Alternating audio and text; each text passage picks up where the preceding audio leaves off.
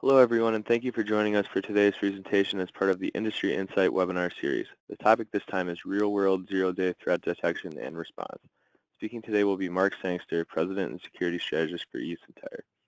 As a member of the Legal Sec Council with the International Legal Technology Association, Mark is a cybersecurity evangelist who has spent significant time researching and speaking to peripheral factors influencing the way that legal firms integrate cybersecurity in their day-to-day operation. He currently leads a group of savvy customer-focused marketers at eSentire. In addition to his passion for cybersecurity, Mark established a 20-year sales and marketing career by working for industry giants like Intel Corporation, BlackBerry, and Cisco Systems. Mark's experience unites a strong technical aptitude and intuitive understanding for regulatory agencies. During his time at BlackBerry, Mark worked on the first secure devices for government agencies and has continued to build mutually beneficial relationships with regulatory agencies in key sectors ever since. Mark holds a bachelor's in psychology degree from the University of Western Ontario and a business diploma from Humber College. The presentation today will be followed by a Q&A. Please enter your questions into the question box in the webinar panel on the right side of your screen. All questions will be addressed at the end of the presentation. We are recording this webinar and we'll be sending a video and a follow-up email in a few days. We'll also post the video on our blog at www.lawtechnologytoday.org. Thank you all for joining us. We will now begin the webinar. Great, thanks very much for that introduction. Yeah, my name is Mark Sangster and I'm the Vice President of Industry Security Strategies here at eSentire, which is a long-winded way of saying that I spend a lot of time with clients in various industries, one of which, of course, is law firms, is very near and dear to my heart. So with that, let's get started. I think we have a fairly full webinar. So real quick, eSentire is a managed and detection and response company, which means we are actively looking at what's happening inside your network, your cloud, and your endpoints. And when we detect something that looks suspicious, we then stop it for you and we deal with that.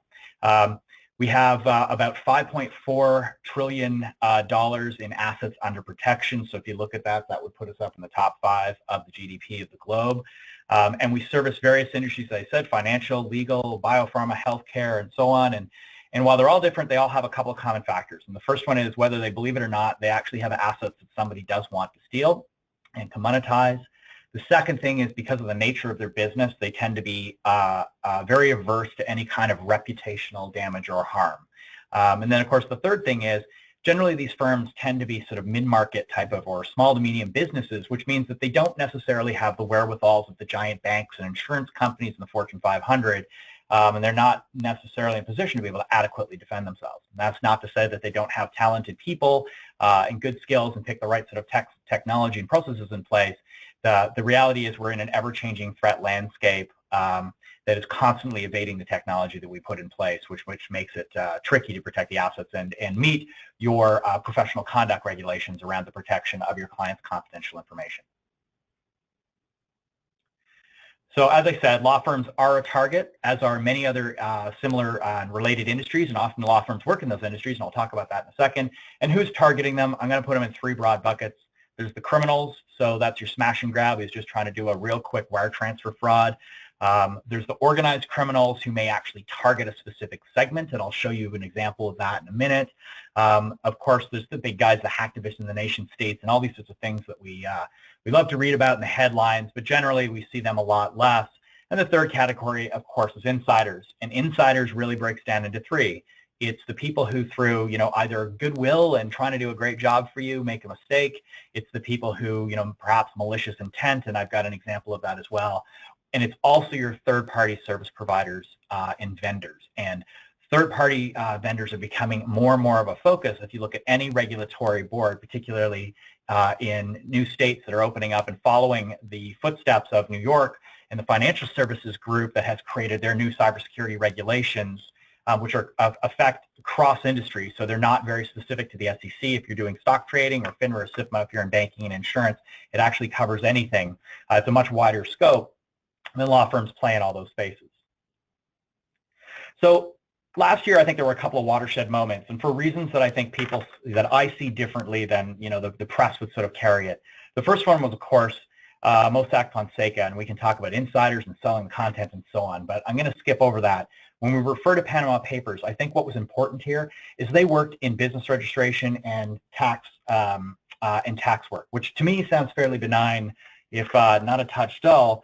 Yet that information had a significant impact on many, many people, right? Of the nearly $12 million documents and terabytes of documents that were stolen, it obviously had significant political consequences. And the lesson to be taken from this is it doesn't matter what your practice is, it still has valuable assets in it. In fact, I was just speaking in the United Kingdom, in London last week, and a law firm practicing family law was fined by their information commissioner because they had released documents over the internet by not encrypting them, and it included, I mean, very simple things, but it was divorces and things like child custody and so on. But it had that confidential information in it, and it had personally identifiable information. And the second one, of course, is, and this is where we start to get a touch more Jason Bourne here, is the Wall Street hacks of two prominent law firms in the financial services industry late last year. And again, I'm going to take a different spin on this. And I think the real focus of the investigation there was less about the fact that the law firms themselves had actually been broken into and a crime had been committed against them. The Department of Justice and the FBI and the SEC, the Security Exchange Commission, were actually more concerned about the fact that the data that was absconded from those law firms could be used to do something far more damaging. In this case, they were worried that that information could be used to front-run trades and effectively or in other ways illegally manipulate the public markets. Which leads me to my thesis here, which is that all roads lead to Rome, and the Rome in this case is the law firms. And that's because they sit in the middle of our economy, right? They influence and affect regulators. They help translate the language of regulators to their clients. They work with investors. Those investors then target different firms, whether they're in healthcare or biopharma, whatever their portfolio is, they're affecting a large swath of the economy, and various pieces of the economy are also under the auspices of various different and separate regulatory boards. So think of HIPAA and the SEC. If a law firm is working with a private equity firm that has a healthcare strategy, so they've invested in a biopharma firm, that law firm is now under the auspices of the FDA, of HIPAA, and the SEC, and is to make, has to understand that if that data is made public and is breached and exposed, they may come under the wrath of those regulatory organizations themselves, not to, of course, mention their clients, who will be the ones who will be fined by the SEC. Now, the cost of cybercrime, I'm going to show you some numbers later on, and we can talk about whether they're hyperbole or not, but the reality is, I think what it comes down to is reputational damage, and I think that one's significant. I'll show you some case studies that have led to that. Financial losses, of course, so things like unbilled hours of work, and then regulatory obligations, regulatory fines. If we take our policeman's cap for just a minute, we can talk about means, motives, and opportunity. And the reality is, the means, is simple and is variable, right? So you have access to weaponry that was developed, purportedly by nation states, things like Stuxnet, and now can be used by any old criminal on the darknet who wants to go and buy it. And it's easy to do. And you know what? If you don't know how to use those tools, and let's decide that, when you tried to get that fourth mortgage from your bank in town and they refused, and you've decided you want to DDoS their website just to get back at them, you can pay someone on the internet to do that for you. And of course, the motive, well, why is that? Well, it's lucrative, right? It's a heck of a lot easier to rob a bunch of faceless people at the other end of an IP address than it is to put on a mask and give yourself a cool code name and strap on a gun and take, your life into jeopardy when you walk into a bank. And odds are, the first responders are not going to be too happy, and, will probably use very aggressive tactics to stop you from doing it. And then ultimately, there's impunity. And yes, we read about cases where cyber criminals are brought to justice and serve jail time, and we've seen this with Goldman Sachs and a few others. But the reality is the vast majority of them don't. And in many cases, what I see are the high-profile ones. So, it's great that somebody stole pictures from someone's iTunes account, and those pictures, because of the, questionable content, certainly have a public interest. That's not talking about the money that's stolen from law firms and hedge funds and financial institutions, the data that is publicized out of a hospital and used for ill purpose, and these sorts of things. And that's really where I think the focus needs to be. So my thesis, my second one, all roads lead to Rome, was my first one is law firms. My second one is that you will be hacked. I get this all the time. People will say, well, what about your clients? Have they been hacked? Yeah, absolutely. The point is, though, to identify quickly, to catch it quickly, and contain it quickly. My analogy is, I call this micro incident response. My analogy is, it's like cleaning up spilled milk, right? There's no point crying over it. If you catch it, you wipe it up fast, it really doesn't do much damage. However, if you allow it to metastasize over months, it spreads through the network, starts to do more significant damage, and that's when it becomes one of those unfortunate headline writing types of events. So we'll jump into some stories here. You know, insiders, I said, are a threat. This was a malicious case of an IT manager who came back months later and destroyed data. He was in prison for nearly a decade and fined. Nonetheless, that law firm had to go through major work working with their clients to talk about litigation history and historical documents that had been lost. We've seen targeted credential harvesting. In this case, it was a company that had $10 million in funding within 24 hours. The CEO and CFO were fished through a very elegant and targeted scheme, and they lost nearly $2 million of it. And that money was transferred to 3 offshore banks in China, Russia, and Turkey. Now, this was a couple of years ago now, and we came in after the fact. And now, if you can catch wire transfer fraud fast enough, often it can be stopped sort of along the way in its terminus before it gets to its terminus. It doesn't mean you will see it back. This is a case of a ransomware campaign which targeted New York law firms. And this one was an email that came from, quote, the Office of the State Attorney, and purported that the Office of the State Attorney was taking legal action against the law firm itself. And it contained a PDF which, you know, was supposed to be the legal action they were taking. Well, the PDF also contained ransomware. And this is a great example that we can look at as to how you stop these zero-day types of attacks. No one had seen this before, but it was easily detectable. The first thing, as we all know in the legal community, legal action cannot be served by email. There has to be a physical service, right? It's like a movie. You know, are you Mark Sangster? Yes, and then somebody slaps the envelope against my chest and says you've been served, and it's done.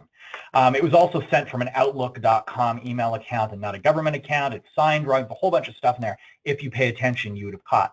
Now, the reality is a lot of times we're scammed by this because we're busy. We're running through an airport. We've got multiple clients and meetings that we're juggling, and we just don't pay enough attention. And this, unfortunately, is how criminals prey upon human fallacy.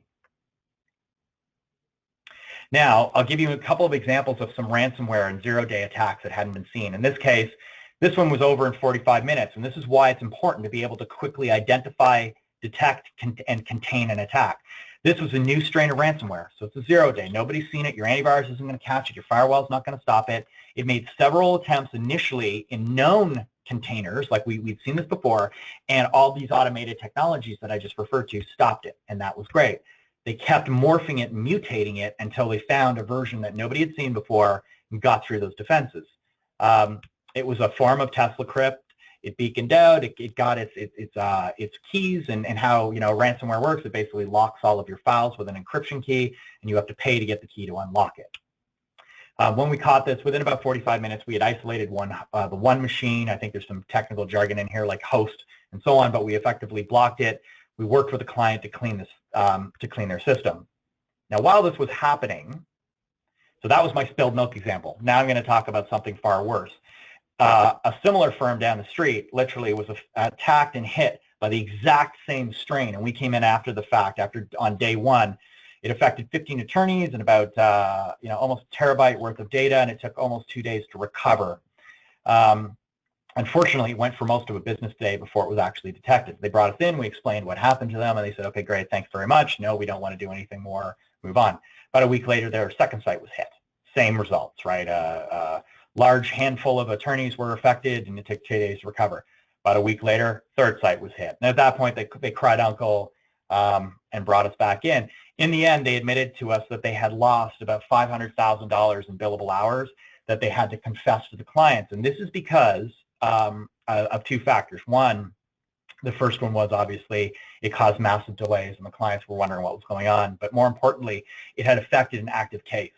So this was at trial, and there were other issues going on and that's why they actually had to go forward to their client and say, sorry, this actually happened to us, and that you were affected. So they of course, they canceled the billing for that. But the second point in this, I think as well, is that ransomware can actually be used for other purposes. This potentially was a denial of service because what we saw was it targeted very specific servers in their network. It didn't detonate on a lawyer's laptop. It actually went through a network. It went through the network, searching for a sort of a ripe, juicy target, and it found one. It saw high volumes of traffic, lots of people connected to it, lots of movement back and forth, files changing, all that kind of stuff. Said, that looks really important. That's the one I'm going to log. And then this is a story I won't get into, but effectively this was another firm that actually was hit by the that fake state's attorney ransomware phishing scheme, and unfortunately they didn't react quick enough. They did the classic. They had their third-party IT vendor come in. They wiped the machine, destroyed the hard drive. Unfortunately, what they found was after the fact their backups didn't work, and this is something I'll talk about later. And they had lost 20 years of litigation records. And of course, they had also, because they had deleted the infected machines, they had also lost the information that the bad guys leave to say, here's how you pay us through our bank account. So quickly, talking about zero-day and ransomware, here's how we combat this. I think, an important lesson here is that security, everyone on the team has a role to play, right? From the very lowest person in the firm right up to the managing partners and directors. At the top level, it's about governance. So it's your payment policy. What's your strategy? Do you put money aside for this? Do you have Bitcoin accounts or some other kind of internet currency set up to do this, where you've established this as a risk, you've accepted it, and you've got a mitigation strategy, in this case, paying the bad guys, in place. The second, at the executive level, of course, is the client notifications and business disruption planning and putting all of that in place. Once you get into the information security guides, this is where we start, getting into the ones and the zeros. But, at the top level, the big thing I say is you need to have frequent backups, and you need to do frequent testing in those backups. You don't want to be in the case where you back up only to discover that those backups themselves are also infected with ransomware now because you didn't detect it quickly. So every time you reinstall that, that backup, what happens is it just detonates again and locks the files, and you're in this constant loop. There are lots of things you can put in place, and I have a document at the end. I won't belabor this, but to talk about a lot of simple mechanisms you can put in place using Acrobat PDFs and Microsoft Office and so on that prevent 99% of these ransomware attacks, and will protect you from that. And then, of course, ultimately, there's the employee training and alerting, right? So making sure that people understand the risks, understand the threats, understand how these threat vectors work, like clicking on a link or installing an infected device, something like that. I won't go into too much detail, but this is the information from our security operations centers. We see about, you can see the order of magnitudes, and the point that I like to make is, you've got this huge number, 700 billion events, and it's actually higher than that now. It's around a trillion, and yet that only leads to 5,000 escalations. And I realize that's a rounding number when you do the zeros, right? You're not going to see this in a pie chart. The problem is you have to think about it like this. In that 700 million events lurked 5,000 nasty bad things. You have to sift through that large 700 million to find the 5,000 bad ones. And that's the real challenge, is going through all that noise, as we call it, to find that important signal. Now, I've given you some simple case studies, but I wanted to tally this up for you. Zero-day ransomware attacks is business disrupting, and here's the reality, right? When you look at this, these are all real cases, and you can see the dollar figures, but depending on the reports you read, the costs are somewhere in the trillions, 2 to 3 trillion. I think we can agree on the order of magnitude. Over the years, I've been watching it increasing. And yet, here's the real rub. We spend $1 trillion a year globally, and this is according to Gartner, and other analysts come in with similar numbers, on all these technologies, trying to defend ourselves. But no matter what we put in place, and I think there's lots of really, really good tech, and no way would I in any way question the usefulness or the efficacy of these things, yet we still find bad things lurking in the shadows between all these systems. And that's because technology alone can't prevent cyber attacks. And that hackers have, and if I use a financial parlance, they have first mover advantage, right? They build the better lockpick. We have to then respond and build the lock once we figured it out. It means they can move quicker than we can build signatures for things like firewalls and antivirus, or that we can update threat intelligence feeds and then disseminate them out. And that means really you're on the hook to hunt down those dangerous new threats and stop them before they become business disrupting. So let's take I apologize, but this is my sort of cheesy militaristic analogy here. It's hard not to do this in security, but the idea is that above the surface water, we're the ship, and you've got known attacks. Well, signature-based systems do a great job of catching all this kind of stuff, right? The obvious attacks, we need this day in, day out. Otherwise we would just be overwhelmed by these sorts of attacks. And then known threat intelligence does a great job of dealing with those known threats. Now I know about attack, and now I can broadly say, hey, law firm A was hit. We've learned about this. We've put mitigation in place. We've got a way of detecting it next time and stopping it. I'm going to let the rest of the world know about it, and that's great. And of course, the iceberg on the right is the systemic vulnerabilities, and that's the things like Heartbleed and shell shock and so on. And we know about them, and we wait for whoever it is that owns it to kind of patch it, and and then we kind of high five ourselves once we get the patch in place and figure that we're good to go. It's really what's below the surface that is worrying. So systemic vulnerabilities. Well, what happened was while there was that vulnerability in place, were there any exploits? And in many cases, people don't go back to figure that out, right? By nature in humans, time moves forward. So we don't actually think like, wow, I left my door unlocked today when I left for work. I better go through my house and make sure that, my passport, my jewelry, and my TV is still on the wall, all that kind of thing. And we sort of do that personally. We don't necessarily do it in a business forum. And then you need things like behavioral analytics and anomalous signal detection to catch like the unknown attacks, the 0 days, and worse, the targeted attacks.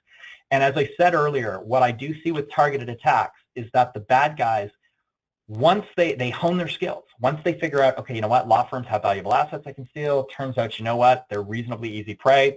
I'd rather go after the law firm that provides legal services to a major bank like Morgan Stanley or Deutsche Bank or whoever it is. I think they're an easier target than that big bank that they supply. So that's who I'm going to go after. And as they figure out what matters to you, for example, that state attorney phishing scheme, they'll hone that as they get better and better and see which ones get rejected, which ones get clicked on, and the ones that get clicked on, it's almost like A/B testing, right? As they get better and better at, which makes it harder and harder to detect. So I'm going to give you a really simple example, and I'm going to blow through these very quickly, I promise, because I'm starting to get into the weeds again on the technical side. And these are oversimplifications for the technical people on the call. But this is how it generally works. Everyone generally does some form of logging, right? They have a SIM, they have these pieces in place, and you've got known malware hits. Well, it hits your firewall goes, that's known to be bad. I block that. Your network on the right-hand side is green. It's good to go. Now, because this was a known threat, your firewall kicks an event to your SIM. A SIM is basically an aggregation of all your logs and pulls them all together. And anyone in your IT and your security operations can go and they can review that and they say, oh, what's going on, right? Okay, I'm seeing these phishing attempts. I'm seeing this malware. These strains of ransomware were hitting my, knocking on my door and so on, and they have a good idea of what's happening. Now, in a case of an unknown threat, here's the challenge. It's like proving a negative, right? If aliens land on Earth, we can prove that aliens exist. If aliens never land on Earth, it's hard to prove they don't exist, right? And so the unknown threat gets through the firewall. No, it does, we don't see it, doesn't respond, lets it go. It thinks it's totally legit, can get into your network, and then it can spread through your network on the right-hand side again. This is the most critical piece, and this is where I see people misunderstand. If there is no security event, there is nothing logged. You can't go back and look at your log. You can go into your logs and try to figure out what happened, but there's nothing there. Or you have to be a really good Sherlock Holmes, pull a whole bunch of pieces together, sort of very circumstantial types of evidence, and pull enough of that together to paint that picture to say, you know what, something bad did happen. Now the last piece, of course, is so how do we detect this and contain this? And this is why I'm saying it's multiple things that you need to do. So the unknown threat comes in, hits the firewall. Well, this is where things like behavioral analytics and anomalous signal detection do a job of catching this. So behavioral analytics are going to look and say, you know what, why is it that a port that is generally set up for a certain type of communication on my firewall has an odd protocol going through it? Somebody's encrypted this traffic that's going back and forth. That's an odd thing. I'm going to dig in and investigate that. And then you can enrich that by looking at your endpoints. Well, you know what, are certain files on the laptop being accessed? Is that laptop or phone actually trying to connect with other parts of my network that now start to seem funny and suspicious? And when I put all that together, and I can roll that in with threat intelligence, so I can go out to the community and say, hey guys, has anybody else seen anything that looks like this? And I can pull all that together, and my operations center can then go, yeah, you know what, where there's smoke, there's fire. Any one of these indicators on its own doesn't mean anything to me, but when I put two or three together, my gut, my intuition says there's something wrong. I'm going to block that traffic, and I can do a deeper investigation. I can look through my network to see if I see that pattern occurring anywhere else. I look at east-west, it's called east-west traffic, inside my network, right? As I said, is one laptop suddenly trying to, connect to my entire network? Well, that's not normal, so it's probably trying to propagate some malware. And then I do the after action. I then learn from that, and I say, okay, you know what? Now I've seen this. I'm going to create my own signature for this. I know this pattern, and I can feed that into my systems and say, next time I see this, block it and don't let it get in. The whole idea here is that what we're doing is we are constantly adapting, and we're dealing with, that background radiation, right? Our automated systems are going to catch the 99%, but that's the stuff I want it to do. It's the 1% that I worry about. And that's what we do, right? This is how we have to go about doing this. In the military, the government term for this is eyes on glass. And this is exactly how the NSA, or the CIA, or any people, the FBI work, right? It's about ingesting all those signals from the network. The more information, the more intelligence you have, the smarter you are. You enrich that with various pieces of intelligence from other places. You do the correlation. You correlate all that data. You investigate, and then you take a response. And that really is what this is about. Again, it's a micro-incident response, responding quickly. So we're getting there most of the way through the presentation. I want to start with this comment, which is I actually stole this from the Chief Security Officer of Microsoft, but he basically said, the CISO is the least important person to the board until they become the most important person. And that is exceptionally true. And really, how do you defend yourself? Well, there's a balance, and particularly when you look at the Code of Professional Conduct within whatever state bar and the American Bar Association, it really is a balance between what's the sensitivity of the information I have and the likelihood that it could be stolen, and I have to balance that against the cost and the difficulty. A small law firm is not going to put the same security in place that a large law firm would, right? It's just not financially and economically reasonable. And there are two lessons here that I'll quickly get to, again with my bad pictures. But the first one is criminals don't follow rules, right? And so you can put all sorts of blocks and policies and procedures in place, but the reality is they will try to figure out how to circumvent those. And then the other thing with my picture on the right-hand side with the exceptionally short, gate bar there on the roadway is that security is no longer simply checking a box. You can't go, you know what, I have a policy. If the policy and your procedures don't actually meet and to some degree offset and mitigate the risks that you face, you're in trouble, right? And when that comes to either class action suit from clients or you're trying to make a claim against your cyber insurance policy, the reality is there's a lot of case law now that basically says you lose, right? The insurance company will not have to pay you. And moreover, we actually see this now with insurance companies that are actually contractualizing security obligations. You know what? I'll give you the cyber insurance, but you're going to have to do these 5 things for me. And if I figure out that those 5 things haven't been done, your policy is null and void. It's also happening in the regulatory world where they're now effectively dictating what it is you need to do and making you contractualize that with your third-party vendors. So what are the must-haves? You need to know what data you have. You need to know what the legal obligations around them are, what the risks of the face, so who are the bad guys, how would they try to steal it? If I'm using mobile devices, that represents a risk. How do I offset and mitigate some of that risk, and how do I accept whatever exposure I have? How am I protecting it? Am I, making my staff aware of those risks so that I can, again, minimize, the number of clicks that we have on malware, and then report this. Can I adequately demonstrate that I put reasonable security measures in place to adequately protect myself? And that's what, really, if it comes down to it, it all boils into like three broad categories of managing, right? So setting your governance standards, your CSO, having your policies and procedures in place, having an incident response plan in place, training, right? So doing security awareness training, testing, not just, sort of like educational testing, but doing things like attack campaigns, so friendly campaigns where somebody phishes your law firm or your IT department phishes your law firm to see whether or not they can catch people, and then you report on that. And this is an important part. This is not about name and blame. This is about identifying these things quickly and in making sure that people confess, because when they do, they become a tripwire. This is a ransomware defense matrix that we have. I alluded to this earlier. If anyone would like to copy this afterwards, please contact me and I'll send this out. This goes through in detail what you need to do to protect yourself from 0 days in ransomware. Couple of books I suggest you read is the Cyber Risk Oversight document from the National Association of Corporate Directors. It's a good deal of, it does a great job of breaking down what your fiduciary care responsibilities are as an organization. So what are the business drivers, less than the technical drivers? Of course, the American Bar Association put out their cybersecurity handbook. Again, it does a great job of breaking down what the 6 pillars of security should be. And it's covered, I think it covers in good detail the ones I've touched on. We do have workbooks available, and we use these with clients all the time to do gaps analysis in their security paradigms to help them make sure that they're up to standard, particularly when they have new clients who come in and say, hey, you know what, I'm SEC regulated or HIPAA regulated, and I need your help to make sure that I meet those new standards.